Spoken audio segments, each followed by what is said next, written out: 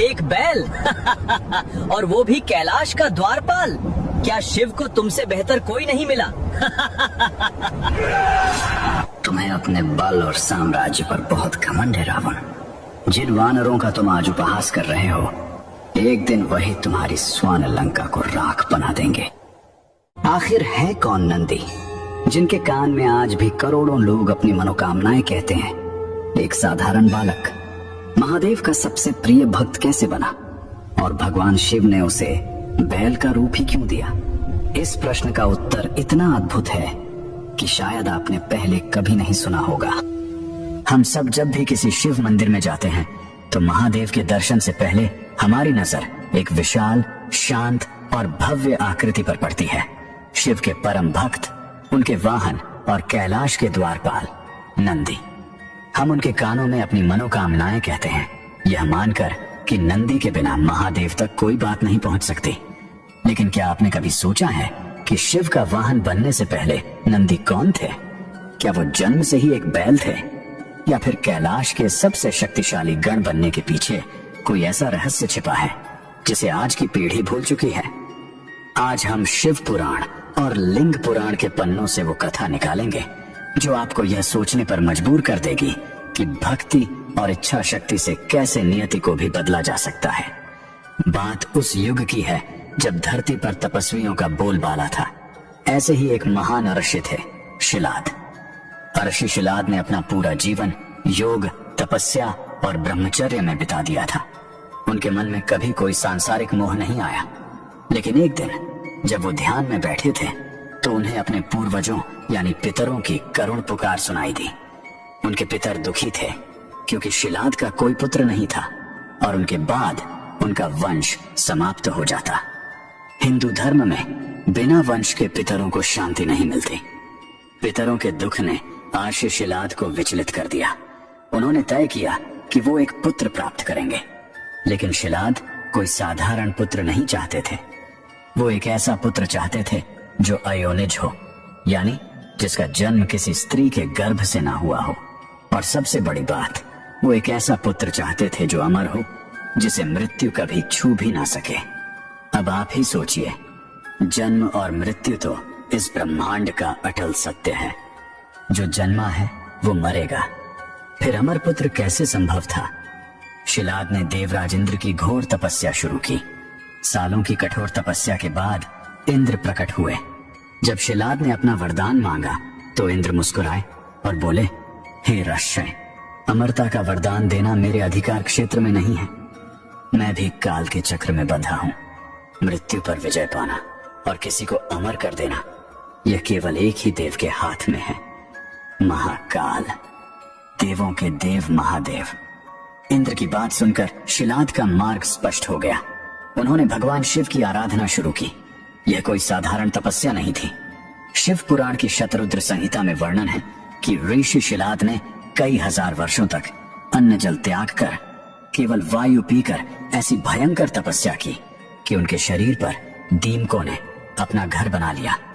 उनका शरीर मात्र एक कंकाल रह गया था, लेकिन उनके भीतर जल रही शिव नाम की अग्नि ब्रह्मांड को तपा रही थी। अंततः भोलेनाथ को अपने भक्त की पुकार सुननी पड़ी। महादेव प्रकट हुए। उनके तेज से शिलाद का शरीर फिर से पुष्ट और कांतिमय हो गया। शिव ने पूछा, क्या चाहते हो शिलाद? शिलाद ने हाथ जोड़कर कहा, प्रभु, मुझे एक ऐसा पुत्र चाहिए जो मृत्युहीन हो और जो हर प्रकार से आपके ही समान हो। महादेव मुस्कुराए। उन्होंने कहा, तथास्तु, मैं स्वयं तुम्हारे पुत्र के रूप में प्रकट होऊंगा।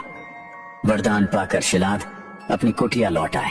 कुछ समय बाद जब शिलाद यज्ञ के लिए भूमि जोत रहे थे तो अचानक धरती के भीतर से एक तीव्र प्रकाश निकला। उस प्रकाश के बीच एक नवजात शिशु था। उस शिशु के मुख पर सूर्य के समान तेज था। उसकी जटाएं थीं और उसके शरीर से एक दिव्य ऊर्जा निकल रही थी। उस बच्चे को देखते ही आर्षि शिलाद का हृदय एक अद्भुत आनंद से भर गया। उस आनंद के कारण ही उन्होंने उस बालक का नाम रखा नंदी, यानी वो जो आनंद देता है। नंदी कोई साधारण बालक नहीं थे, वो स्वयं शिव के अंश थे। देखते ही देखते नंदी बड़े होने लगे। मात्र 7 वर्ष की आयु में ही नंदी ने सभी वेदों, पुराणों और शास्त्रों का पूर्ण ज्ञान प्राप्त कर लिया था। आर्षशिलाद अपने पुत्र की बुद्धिमत्ता और तेज को देखकर फूले नहीं समाते थे। उन्हें लगता था कि उनका अमर पुत्र उनके जीवन का सबसे बड़ा वरदान है। लेकिन नियति को तो कुछ और ही मंजूर था। एक दिन आर्षशिलाद के आश्रम में दो महान देवता मित्र और वरुण भेष बदल कर आए। आर्षे और नंदी ने उनका खूब आदर सत्कार किया। जब दोनों देवता विदा लेने लगे तो उन्होंने ऋषिशिलाद को तो लंबी आयु का आशीर्वाद दिया, लेकिन नंदी को देखकर वो शांत रह गए। शिलाद ने घबराकर पूछा, हे देव, आपने मेरे पुत्र को आशीर्वाद क्यों नहीं दिया? मित्र और वरुण ने भारी मन से कहा, हे ऋषि, आपका पुत्र सर्वगुण संपन्न है, लेकिन इसके भाग्य में लंबी आयु नहीं है। जब यह बालक 8 वर्ष का होगा तब इसकी मृत्यु निश्चित है। इसके पास अब केवल 1 वर्ष का समय बचा है। यह सुनकर ऋषिशिलाद के पैरों तले जमीन खिसक गई। जिस पुत्र के लिए उन्होंने हजारों साल तपस्या की, जिसे स्वयं महादेव ने वरदान में दिया था, उसकी मृत्यु कैसे हो सकती है? शिलाद फूट फूट कर रोने लगे। उनका पूरा शरीर दुख से कांपने लगा। अपने पिता को इस तरह विलाप करते देख नंदी उनके पास आए। नंदी के चेहरे पर न कोई डर था, न कोई घबराहट। उन्होंने बहुत शांति से अपने पिता से कहा, पिताजी, आप क्यों रो रहे हैं? आपने मुझे महादेव के वरदान से पाया है ना, तो फिर मेरी मृत्यु कैसे हो सकती है? जो मुझे जीवन दे सकता है, क्या वो काल के हाथों से मेरी रक्षा नहीं कर सकता? आप शोक मत कीजिए, मैं अपने प्राणों की रक्षा स्वयं उन महाकाल से करवाऊंगा। ये कोई साधारण 8 साल के बच्चे के शब्द नहीं थे। यह उस अटूट विश्वास की गूंज थी जो आगे चलकर ब्रह्मांड का सबसे बड़ा भक्ति सूत्र बनने वाला था। नंदी ने अपने पिता से आशीर्वाद लिया और भुवना नदी के तट पर चले गए। वहां जाकर उन्होंने जल के भीतर प्रवेश किया और भगवान शिव के सबसे शक्तिशाली मंत्र रुद्र मंत्र का जाप शुरू कर दिया। नंदी का ध्यान इतना गहरा था कि उन्हें यह भी होश नहीं रहा कि दिन कब ढल रहा है और रात कब हो रही है। उनकी सांसें स्थिर हो गईं। उनका मन ब्रह्मांड के पार सीधे कैलाश पर महादेव के चरणों में जा पहुंचा। शिव पुराण कहता है कि नंदी के जाप की ऊर्जा इतनी प्रचंड थी कि तीनों लोक कांपने लगे। नंदी की इस अनन्य भक्ति और दृढ़ निश्चय के सामने समय और काल को भी रुकना पड़ा। अचानक भुवना नदी का जल प्रकाशित हो उठा। 10 दिशाएं एक दिव्य रोशनी से भर गईं। नंदी ने अपनी आंखें खोली और देखा कि उनके सामने साक्षात भगवान शिव और माता पार्वती खड़े थे। महादेव की आंखों में अपने इस छोटे से भक्त के लिए अपार प्रेम था। शिव ने नंदी को अपने गले से लगा लिया। शिव ने कहा, हे नंदी, तुम मेरे ही अंश हो। तुम मृत्यु से डरकर तपस्या कर रहे थे। मित्र और वरुण तो केवल तुम्हारी परीक्षा ले रहे थे। तुम अजर हो, अमर हो। आज से मृत्यु तो क्या, स्वयं काल भी तुम्हें छू नहीं पाएगा। उसी क्षण भगवान शिव ने अपनी कमल की माला उतारकर नंदी के गले में डाल दी। जैसे ही वो माला नंदी के गले में पड़ी, एक चमत्कार हुआ। नंदी का स्वरूप बदल गया। उन्हें 3 नेत्र प्राप्त हुए और उनका चेहरा एक दिव्य वृषभ यानी बैल का हो गया। अब सवाल यह है कि महादेव ने उन्हें बैल का ही रूप क्यों दिया? हिंदू दर्शन में वृषभ या बैल को धर्म का साक्षात प्रतीक माना जाता है। बैल के 4 पैर धर्म के 4 स्तंभ हैं, सत्य, तप, पवित्रता और करुणा। महादेव ने नंदी को बैल का रूप देकर यह स्थापित किया कि शिव हमेशा धर्म के ऊपर विराजमान रहते हैं।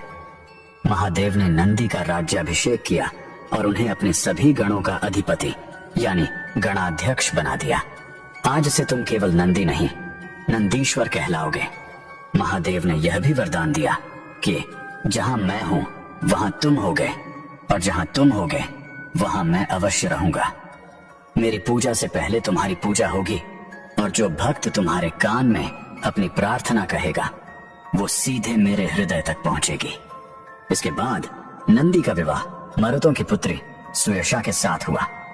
नंदी केवल शिव के वाहन नहीं बने, वो नाथ संप्रदाय के सबसे पहले गुरु बने। तंत्र, आगम शास्त्र और नृत्य कला तांडव के सबसे बड़े जाता बने। रावण को यह श्राप कि लंका का विनाश वानरों द्वारा होगा, वो भी नंदी ने ही दिया था। समुद्र मंथन के समय जब शिव ने हलाहल विष पिया था तो कुछ बूंदें जमीन पर गिर गई थीं, जिसे नंदी ने बिना किसी हिचकिचाहट के अपनी जीभ से चाट लिया था, क्योंकि उनके लिए उनके महादेव का विष भी अमृत था। नंदी की यह कहानी हमें आज के समय में एक बहुत बड़ी सीख देती है। आज जब हम छोटी छोटी परेशानियों से हार मान लेते हैं, डिप्रेशन में चले जाते हैं, तब हमें नंदी को याद करना चाहिए। 8 साल का एक बच्चा जिसे पता था कि उसकी मौत सामने खड़ी है, वो रोया नहीं, उसने हार नहीं मानी। उसने अपने कर्म, अपने ध्यान और अपनी इच्छा शक्ति से अपनी नियति ही बदल दी। नंदी प्रतीक हैं उस फोकस के, उस समर्पण के, जो इंसान को भगवान के बराबर लाकर खड़ा कर देता है। इसलिए अगली बार जब आप किसी शिव मंदिर में जाएं और नंदी की मूर्ति को देखें तो उन्हें केवल पत्थर का एक बैल मत समझिएगा। वो भक्ति की चरम सीमा है, वो धर्म के रक्षक हैं, वो प्रतीक हैं इस बात के कि अगर आपकी आस्था और इरादे मजबूत हों तो स्वयं भगवान को आपके लिए कैलाश छोड़कर आना ही पड़ता है। हर हर महादेव।